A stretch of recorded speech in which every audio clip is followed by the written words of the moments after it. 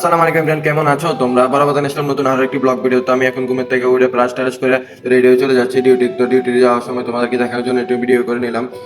তো এদিকে দেখতে পাচ্ছ খাজুর গাছগুলো কত সুন্দর লাগছে। এই জায়গার ভিউটা পুরো অস্ট্রেল আর তো অস্থির। তো বাইরে দেখতে পাচ্ছ প্রচুর পরিমাণ রোদ, বের হওয়া যায় না বাইরে।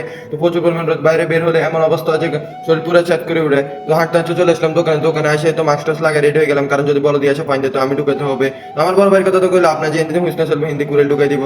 তো দেখতে দেখতে দুপুরবেলা খাওয়ার সময় হয়ে গেছে। তো আমার বড় ভাই খাবার লয়ে এসেছে, তো আমি এদিক দিয়ে সব রেডি করে ফেলছি।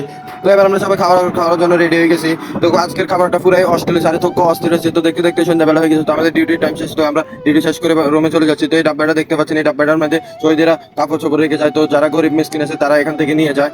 আজকের ভিডিওটা দূর পর্যন্ত। ভিডিওটা ভালো লাগলে পেজটা ফলো দিয়ে সাথে থাকবেন। আল্লাহ হাফেজ।